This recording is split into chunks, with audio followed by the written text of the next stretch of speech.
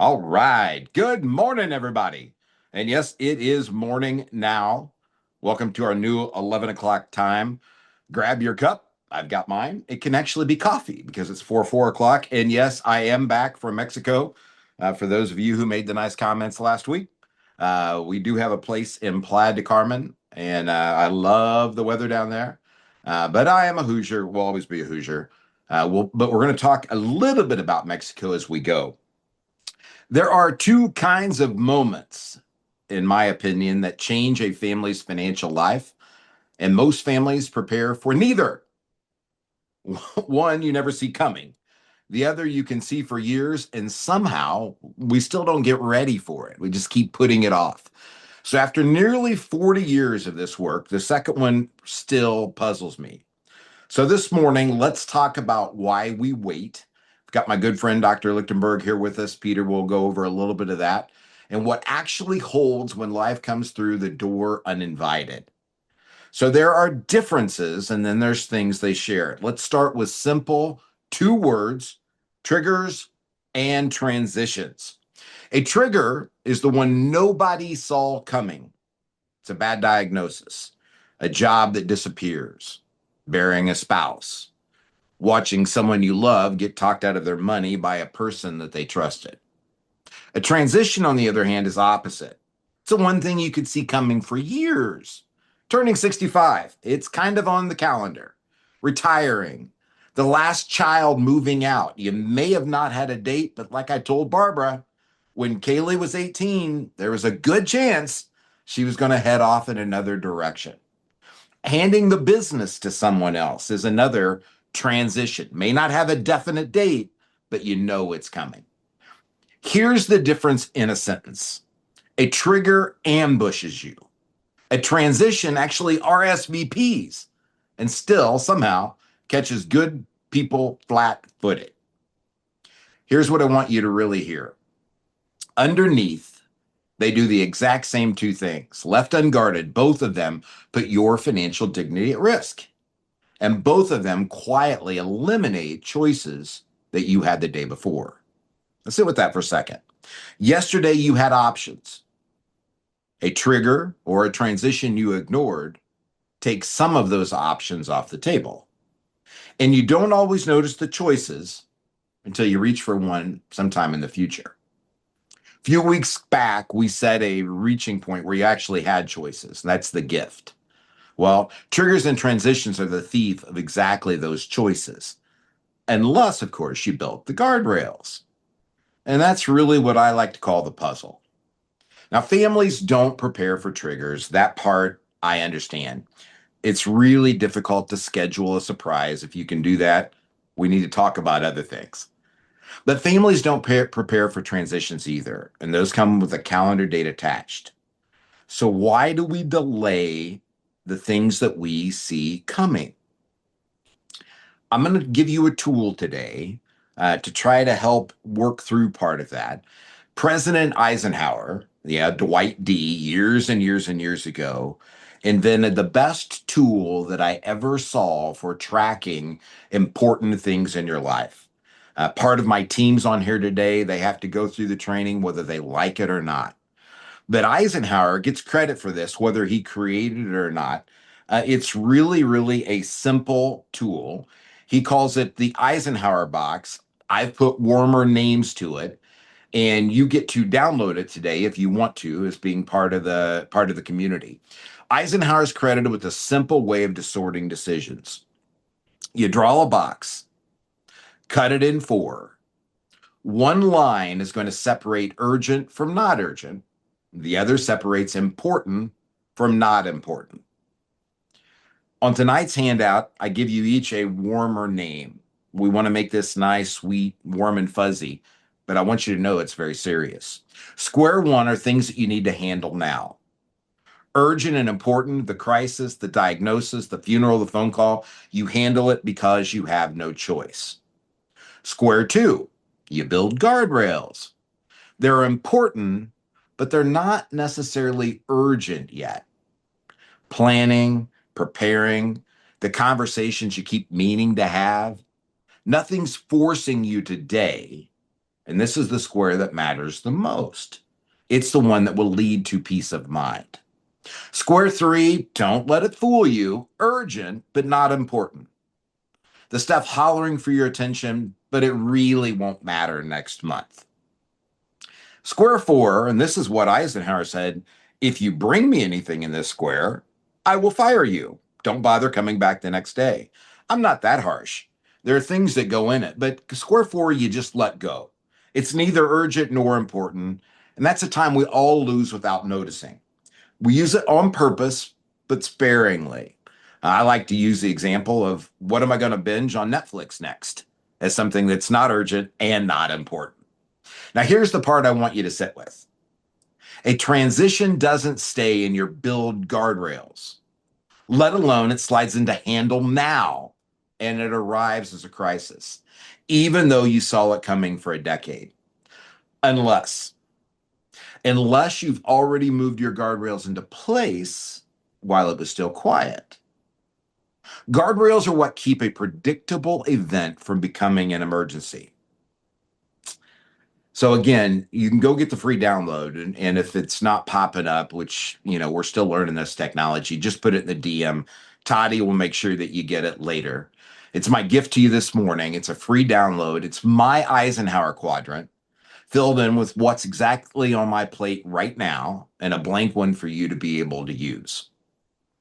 I'm going to walk through a couple of examples just because I think that helps people experientially learn what's going on. So let me show you how I use it. Right now in Build Your Guardrails, I've got the sale of a condo, a changing coming in my role at the office, adding a new grandchild to our trust, and getting my dog, Rupert, down to Mexico. Now, Rupert, we always are going to talk about Rupert because it's all about the dog. It isn't urgent. That move isn't until October. But if I wait, if I let it just sit there, it will turn into urgently important. And with that comes all the stress and scramble that comes with it. Starting now, while it's still quiet, that's the whole idea. Now, in planning purposes, that's a guardrail. Here's the line I want on the board. A task without a completion date is more of a concept than a project.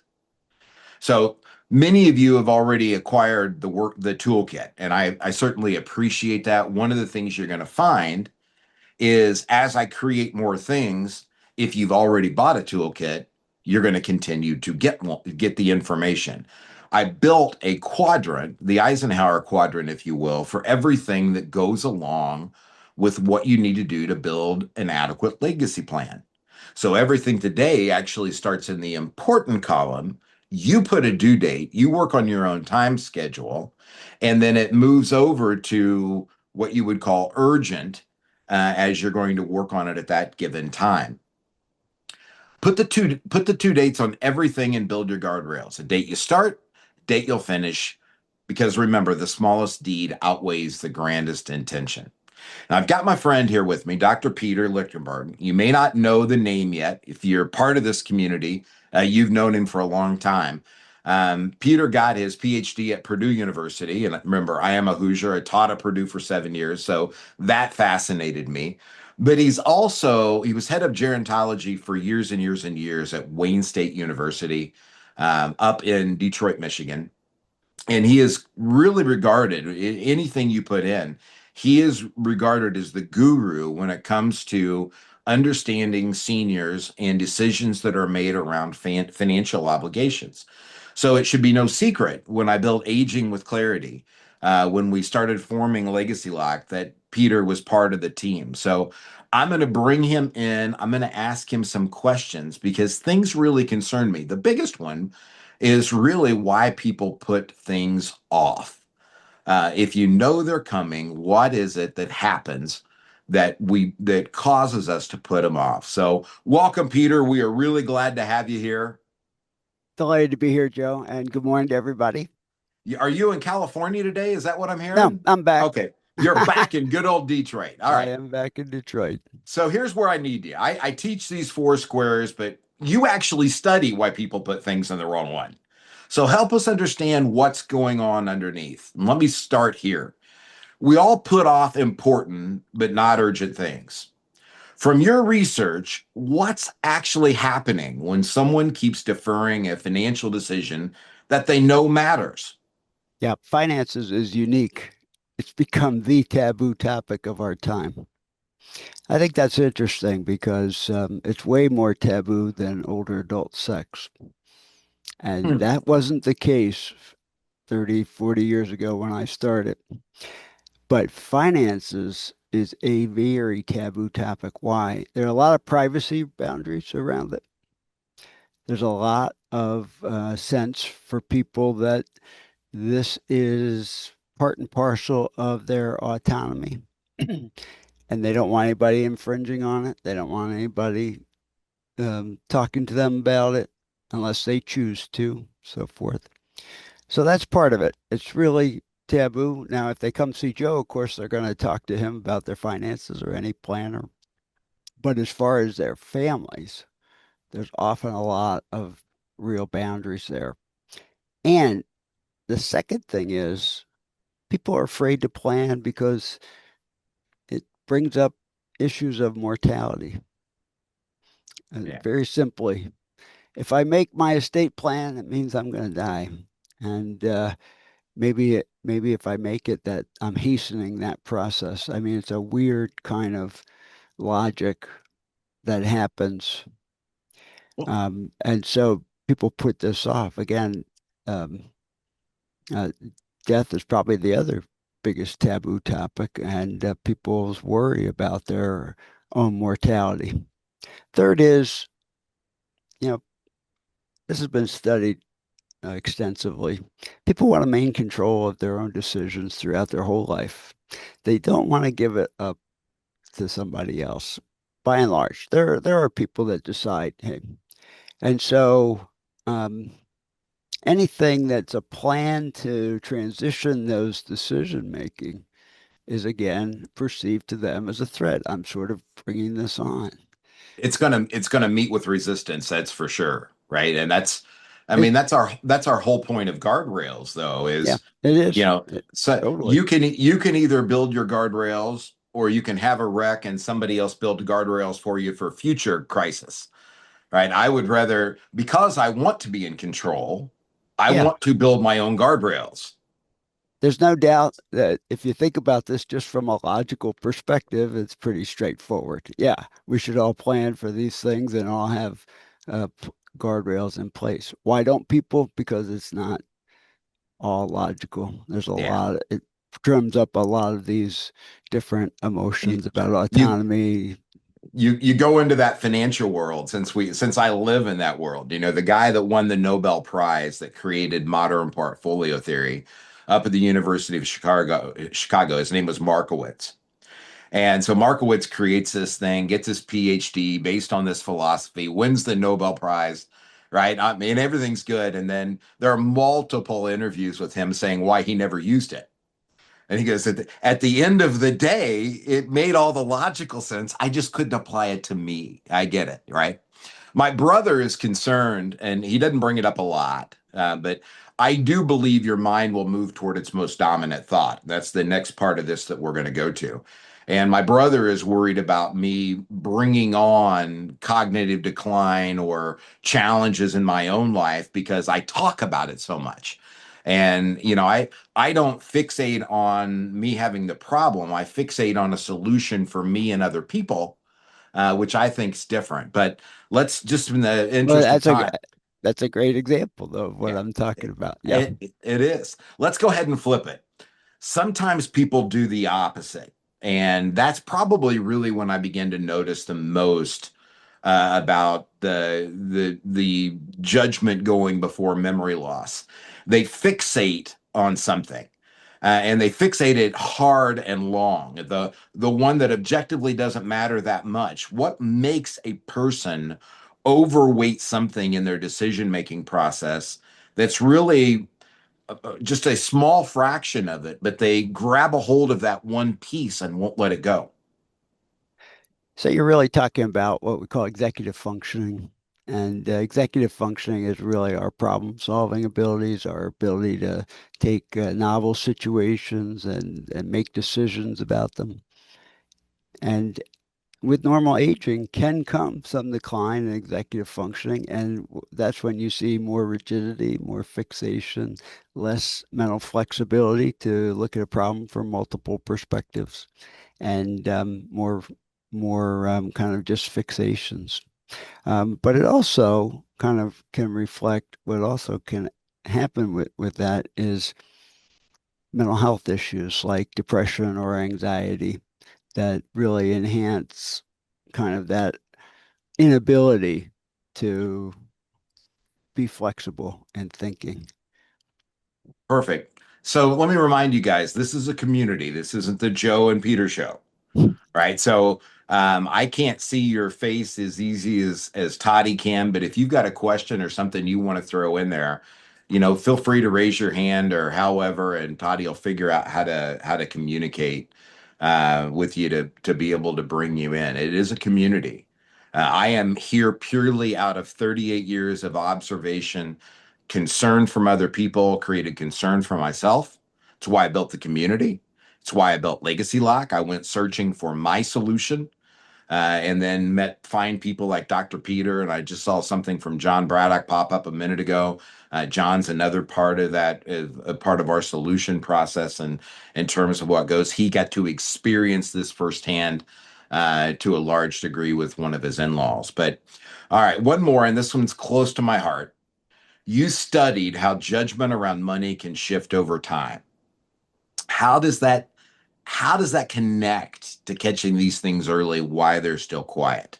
And knowing what we've talked about and what they should put in the quadrant. And I really like the fact that transitions really do have an RSVP. They tell you they're coming, right? And yet people still ignore them. How has that shifted over time? Well, one of the things that we studied was when people start to have just the beginning of cognitive issues. That is, they perceive they have cognitive decline, some kind of changes, even if objective testing they don't. And what we found is they really are less analytical about their money. They're really less reflective on what they're doing with their money. And as a result, um, are getting into situations that could get them in trouble. So people who had those early signs had higher financial exploitation vulnerability and the experience of exploitation. They outspent what they had budgeted for themselves by and large. And when it came to their families, they were um, supporting family members at a much higher rate than they thought they were. And so there's all kinds of things about judgment about what people are doing with their money that can change with early memory changes. I often see that with spouses in terms of what they think they're giving to one child or another, right? I remember when Barb and I first got married, and it was Christmas time, and her grandmother wrote me three different checks. She wrote a check because she'd given one of the other grandkids more money, and then wrote me it, then realized that she hadn't, gave them more money, then went back to the first era, wrote me another three different times. And I was 21 years old, 22 years old, and just learning how some of this stuff really works. But Barb and I have two daughters, and it is interesting when you make gifts to somebody, and I don't mean meaningful gifts, a couple $100 or whatever, you take somebody out to dinner, how different people keep track of that inside of their heads, even if it's immaterial and they shouldn't. It is just funny how people do that. Peter, that is exactly why I needed you here, to be able to explain some of that, the neurological part. I appreciate you taking the time. Let me, we've talked about some of the problems. Let's move to some of the solutions. And I want to, and this is a touchy subject for some of us. 9/11. Uh, I'm I'm obviously in the financial services industry, and so I lost friends that day. I had friend voices that I talked to every day in the towers. They were there one day. Suddenly, they were gone. I had lunch there March of 2001. It's just a tragic, tragic day. But I go to a lot of places where I hear professional speakers, and you can only imagine by 2002 Rudy Giuliani finished, or he was on every major docket that I went to. So I got to hear him give the same talk almost verbatim 3 times in a row at the World Business Forum and a couple other places. And it was very, very interesting what he told me. And this is what I think you need to understand about guardrails for triggers and transitions. The two are different things, obviously. A trigger doesn't tell you that it's coming. A transition, on the other hand, you does have an RSVP. But if you solve one thing, many times you're prepared for the blind shot, what you didn't see coming around the corner. And the example that I give is 9/11. We responded with amazing capabilities, resounding connectivity of Americans across the country, really responding to what happened 9/11.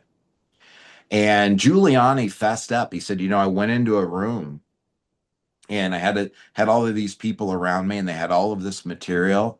And the common thought was nobody saw this coming. And then one guy raised his hand and said, "We didn't see this coming, but we saw a lot of other things coming. We were prepared for the bombing of Grand Central Station." And this all started, if you remember, the towers actually got hit in the 1990s before 9/11. And they started a commission to, what if this happened? And it's nothing that anybody wants to know about, doesn't want to talk about. Can you imagine being a president? I don't care who it is, Bush, Obama, Trump, I don't care who you're talking about. Can you imagine waking up with a briefing every morning of people who want to take you out? That is not a good way to start the day, right? So being one of these people that had to prepare for the worst possible scenario, I get that is not a joyous thing, and we would much rather skip over it. I'm just going to tell you that there's 71 things. I'm going to give you 10 here in a minute. 71 things that I've had in my 38-year career that have happened to families that I didn't see coming. And so each time that happens, I make down a note. And here's what I want you to understand about triggers.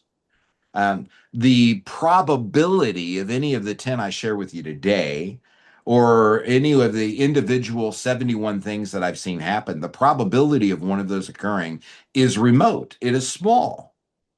But the probability of one of those 71 things happening to you or your beneficiaries, sadly enough, is reasonably expected. And most plans don't address them because they look at them in terms of a silo. They look at them as a one-off event. Well, that's not going to happen. One of them's an incarceration of a beneficiary, right? Well, my grandson's not going to jail. Well, probably not. Probably not. Let's hope not. Right? I got one of those grandson people and be getting another one. My youngest daughter is a foster mom, and she may very well adopt another child, which means on my important list and my quadrants, I've got to update my trust. But what Giuliani said was we were prepared for other things that went really wrong.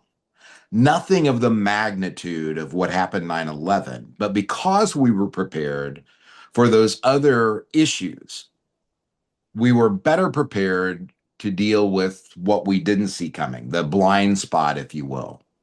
Now, he also said something else that the internet contradicts. He said it 3 times. I don't believe he lied. I believe that the point that he is making is critical, even if it's not entirely factually correct. He said my office sent out letters to all 50 the other 49 governors of the United States. and said, we are going through one of the most tragic things in the history of mankind. This is our Pearl Harbor Day. If you want to send somebody to observe and watch so that you can put a preparation plan in place, feel free to send somebody. Now, in his talk, he said that only two states actually sent somebody, Indiana and Georgia. And he made a big point of the other 47 states figured they would do it on their own should something occur or happen. And when you think about Chicago and LA and other places, that really resonated with me. We tend to learn best from bad experiences. And I don't remember the philosopher that said it's best to learn from somebody else's experience when you can. But why we wouldn't have had somebody there from every state, I don't know. Now, since then, you go and you look, and it does appear that other states did indeed send people. But the point was clear. Nobody wants to talk about bad things. Most of the triggers and transitions that you need to plan for do have an element of this isn't good, right? I call it in the five critical elements, the good, the bad, and the ugly, is the portion that gets into risk management. And the majority of planning does focus around the bad and the ugly as opposed to the good. The good, maybe adding a new grandson into my trust. The bad, dealing with what happens if something happens to me and the 42 people that I have on my team that suddenly lost their fearless leader. Right now, we have answers in place for that because we go through these processes, and that's a good thing. Nobody was prepared for 9/11. Nobody could have been. And that's argumentative, I guess. But the city spent years running drills for other emergencies, different disasters, different scenarios over and over.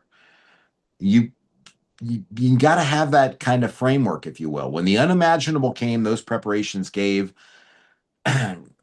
gave them somewhere to start. They didn't have a plan for that day.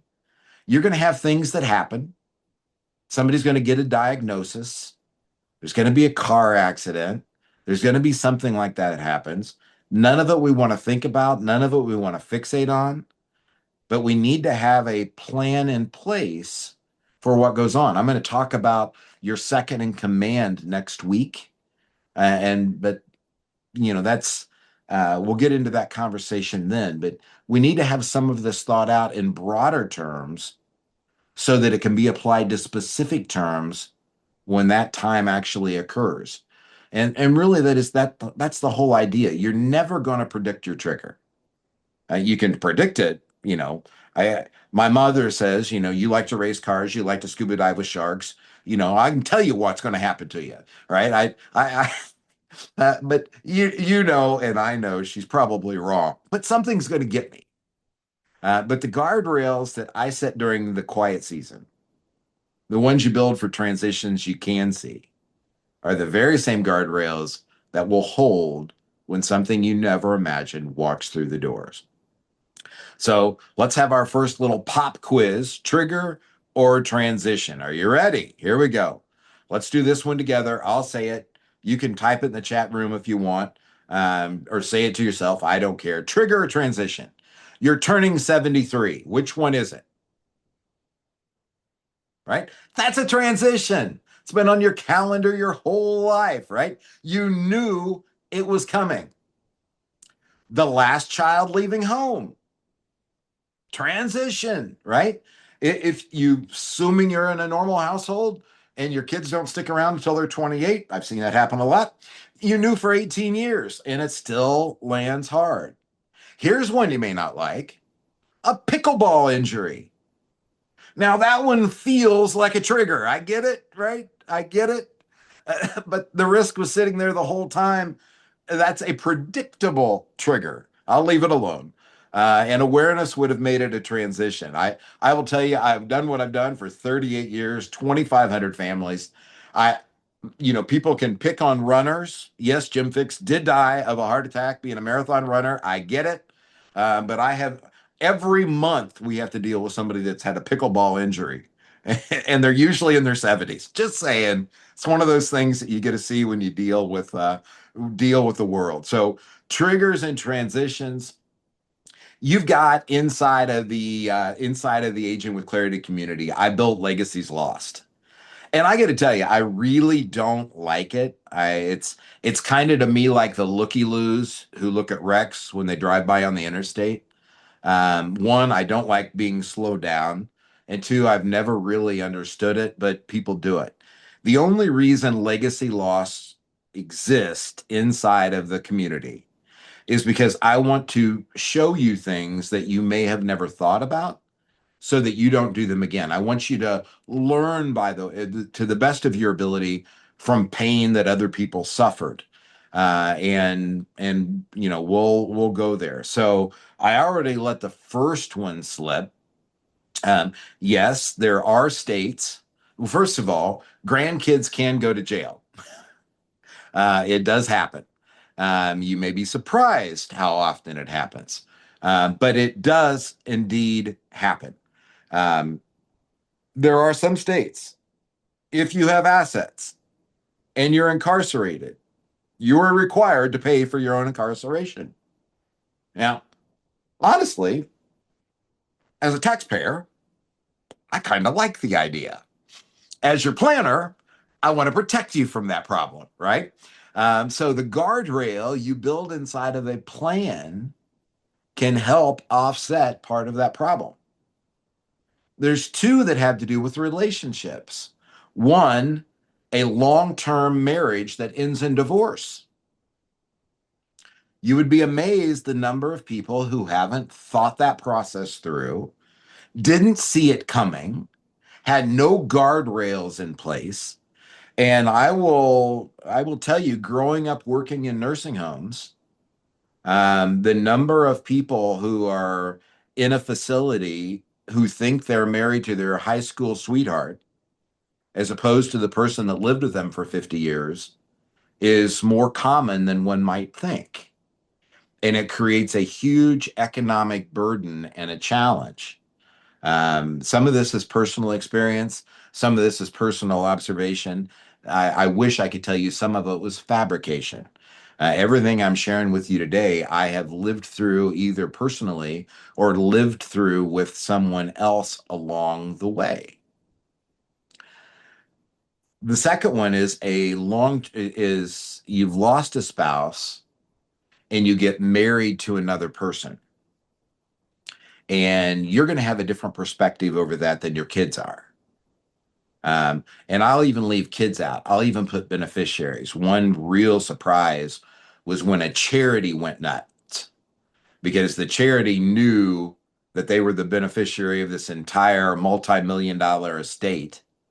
And suddenly this person's getting married, and the charity actually sent their attorney to help do a prenuptial agreement for the guy under the auspices that he was protecting him.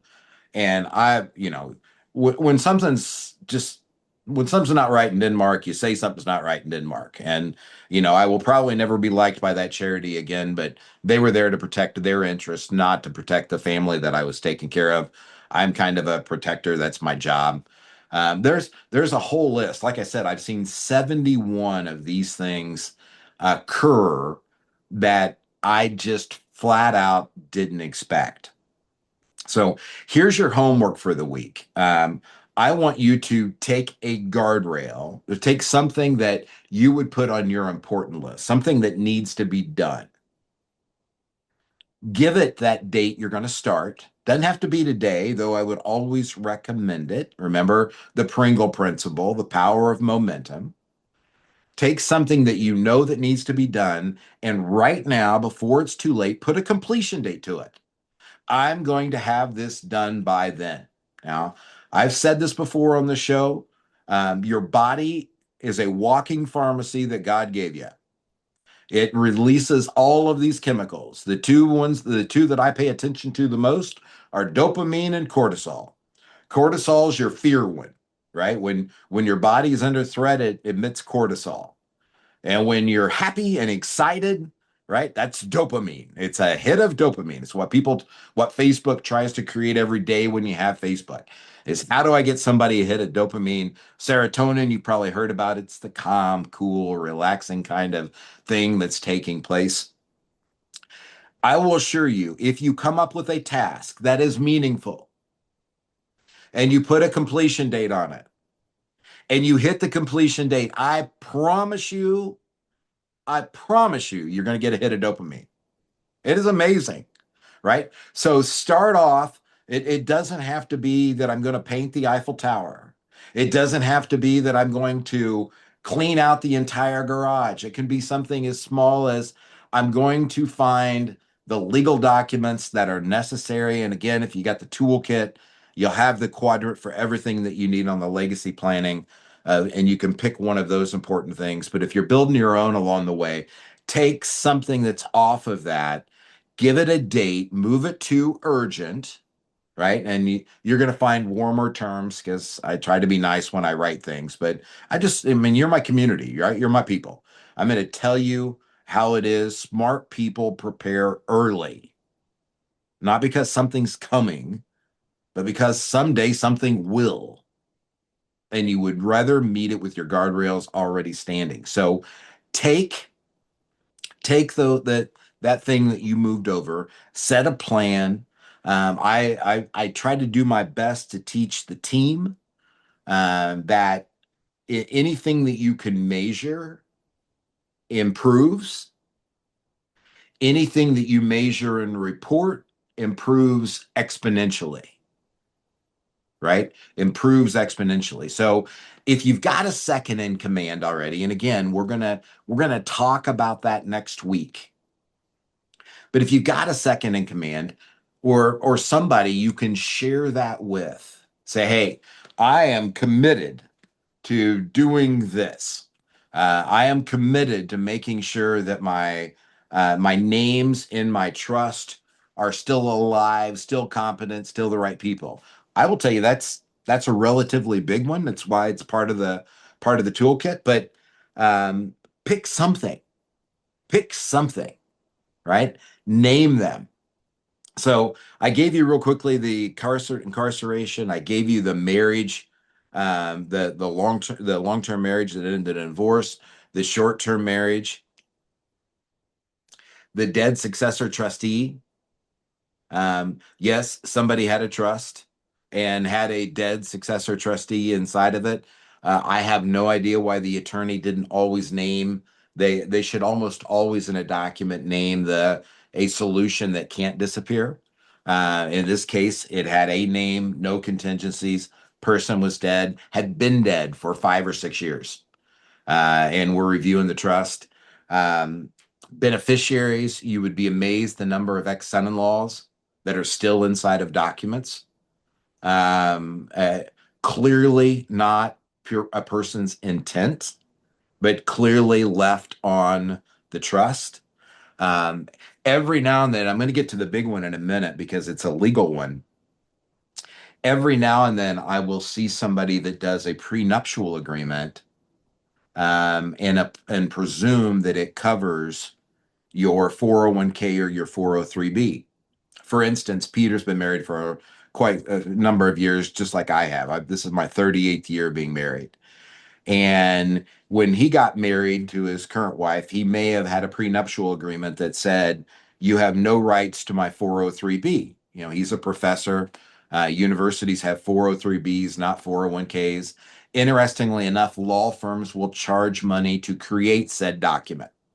Here's the catch: it won't fly. The Department of Labor supersedes any local judge or jury or anybody else you can possibly imagine. Now, his wife may not take him to court and say, she may not do that. Not that anything would ever happen in their marriage. I don't mean that. But just as an example, your 401k and your 403b are not subject to a prenuptial agreement per a federal court, per the Department of Labor, the beneficiary document holds. Right. So people get confused by that all the time. Here's the big one, the last one I want to leave your attention to, and then that'll I'll open up for some questions, comments. And we'll go from there. The big one, and this is the one that confuses attorneys, and you always need to think in the perspective of who has the ultimate authority. Um, the for some reason people think it's the court, and I don't know where that came from. We have three branches to the government, right? Executive, legislative, and judicial. For some reason people think courts supersede everything. And so every now and then I'll see somebody get a divorce, and the judge will say that this person or that person gets the tax deduction. Remember that used to exist in years past. It's been kind of smothered here lately. And then the IRS just laughs if you ever get audited. The IRS says nobody has the right to say who gets the deduction but us. It's not as simple as, well, I had him half the time, you had him half the time. It doesn't work that way. Sounds good to the judge, sounds good to the attorney, just doesn't hold up to the IRS if you happen to get audited. But here's the big one. It's a misunderstanding of how people behave with a power of attorney. Attorneys presume that if I give Peter my power of attorney, that I will never sign my name again. Now, that may sound good. It may flow like that's what's intended. I believe when people give up a power of attorney, that they have kind of acknowledged, I probably need some help, need some support. I'm done here. I will acknowledge that that may have been the intention, but it isn't how it works. The power of attorney extends my authority to Peter. So Peter can sign my name. Tarna can sign my name on legacy lock stuff, right? That all works. It doesn't mean that Joe can't still sign his name. And so when you look at these guardrails, you have to be aware that a power of attorney doesn't solve all the problems, because you can still go to the bank, still get $100,000. Remember, I told you none of these are fabrications. You can still go to the bank, still get the $100,000, and still go to the local casino. Just because your daughter or your son or your next door neighbor happen to have the power of attorney, none of that prevents you from going and signing your own name. And that really is a problem. You have to get a guardianship to do that. And that means you have to go to court. I have tried. We work with attorneys and pretty much across the country. And I have yet to find a document where I can opt in to guardianship. You have to go to court. It has to be done. Kind of going back to what Peter said, nobody wants to lose control, and the courts can't imagine anybody willingly doing that. When I look at 38 years of doing my career, seven takes two hands, but it's not a lot. Seven people have resigned their post as being trustee of their own trust. Seven, right? I've had zero go to court because the people that I take care of, kids just aren't taking them to court. Doctors don't want to sign the forms unless somebody's incapacitated and in an institution with Alzheimer's or one of the cognitive impairment. That's the 7 to 12% of the population that get it. Doctors will tend to sign the forms to say you're incapacitated if you're in a type of facility. I have seen an Alzheimer's diagnosis and a doctor still refuse to sign off because they don't want to go to court. They don't want to be challenged until somebody is put into an institution. So just be aware of this. Every now and then somebody will DM me, and you guys are welcome to do that. You're part of the community. DM me and say, Joe, I had a really bad experience with a trust. I don't like the idea of a trust. I get it. Many of them are put together inappropriately. They're not properly maintained and cared for. They can have complications. I think our solution solves a lot of that. But it is an issue. It does exist. Just ask me, send me a DM, or go ahead and do it here. So with that, I'm going to go ahead and open it up. Toddy, I can't see anything. So are any questions, or Peter, is there anything you want to add? Not for me, Joe. Thank you. We don't Anybody have got anything? we don't have specific questions, but we have a lot going on the chat. Basically, everyone participating and having their own conversations. that we're good there. Not sure if anyone can want to bring something to Joe.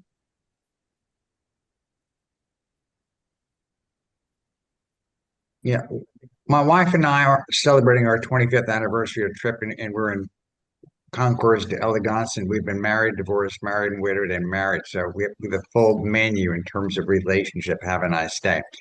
And we commonly discuss, gee willikers, if you have a stroke or something, John, what the heck am I supposed to do? So when I'm flying home today, rather than just listen to an audio book about some egomaniac telling me about how amazingly successful they were right now, I'm listening to Barbara Streisand. You can't believe how determined she was. We're going to go over one, updating passwords and IDs. I've been a financial advisor for 38 years and a CPA for 50 years. Have a nice day. It's an incurable analytical disease. When it comes to screwing things up, I cannot begin to tell you how many times I get a call from somebody and they'll say, can you write me a health directive? I said, as much fun as it would be to have a magic wand, you're going to need to go ahead and call your attorney to get that done, know that we can refer you to some. So, and I'm telling you that to tell you this, be sure, and I wrote that in the notes, be sure you have a health directive and the medical thingamajig so that you can get that done. And be sure when you check into a hospital, whether you have white hair or not, to let them know you have that. I'll let them know that your darling spouse, if that is the person you have that truth, has the power to do that. Because people are afraid, like Joe just mentioned a couple of minutes ago, of getting sued. When I was in college a million years ago, graduating in 1970 the first time, there had not been a medical malpractice suit in the United States in the history of the United States. That has changed dramatically for a couple of reasons. One, a lot of doctors come here from foreign countries, not to cast aspersions on that, but if you ever talk to doctors who are on review boards of medical procedures, you'll find that the moon has become a balloon. So you need to kind of interrogate the folks that are about to cut on your body to make sure they know what in the slap they are doing. And I'm not making that up either from personal history. So ask a lot of questions, and I'll give you 2 words to live by. Be curious. So you're going to, first of all, happy anniversary, John. That's 25 years is stellar. But you're going to move that from an important thing that everybody should do. You should have on your important list. It is one of the things you'd find in the toolkit. You should have on your list all of your important passwords. I always tell people 5, right? When we start doing legacy planning, list your 5 largest assets. Don't think about all of them because that will stop you from doing it. What are the 5 things you use the most today that require a password? And maybe that's what you move to the urgent so that you actually get it done today and have something that you can mark off. And again, I promised you a free chemical hit, right? If you do this, I will tell you, dopamine will come out. You will feel better about putting a date to something and being able to mark it off. Can't explain it. Peter might be able to, can't explain it. I just know that it is a chemical release in the body and it's a good one. Whenever one of our clients passes away, I always tell the survivors, be sure and check the pantry because traditionally little old people hide dollar bills and certificates and all kinds of stuff in their pantry. God only knows why. And look at all the drawers too. I tell my son and my wife in the garage, there's this amazing, innocent looking waste paper basket that has a couple of gazillion dollars worth of collector coins in it. If the house is burning down, be sure and save that because it's one of the most valuable assets in the house. Have a nice day. And I tell you that amusingly for only one reason. A lot of us on this call and in this community have a variety of assets. And it would be a wonderful thing. And it might even give you a hit of dopamine just to put that down on one piece of paper. Because almost everybody may or may not have racehorse investments and wine investments and art investments and real estate investments, in addition to all the other stuff. I'm just naming some of the things that I can remember that I own. Have a nice day. So list those things so that nobody will have to read your mind after you're dead as to where that stuff is. Absolutely. Thanks, John. Much appreciated. Well, Hey, folks, Joe. that really brings us up to the end of the hour. We thank you for pulling up a chair and take Joe, what's I think- useful. I think Go the ahead, other Peter. John has a comment. Oh, Hey, John. wonderful. John Braddock, I bet. Yes, sir. Great to see you guys. Appreciate your time. I just want to amplify something that John Checky just said about people, with, be sure and check the pantry. I mean, people hide money in all kinds of interesting places. As you know, Joe, in the world I'm in, I have stories upon stories of people. And my comment always is some secrets shouldn't be taken to the grave. Okay. Now, some should, arguably, but some shouldn't. And you know our story, Joe, of finding a safe deposit box a long time after death that no one knew existed that had 752 paper shares IBM stock in it. That's a secret that shouldn't have been taken to the grave. We actually had someone indicate to us they kept money in their jacket in the bedroom closet. And it was this gentleman's poker winnings, but his wife had no idea that money was there. And he had reached out to me and asked me, how do I make sure? Because I don't want her to know it's there now.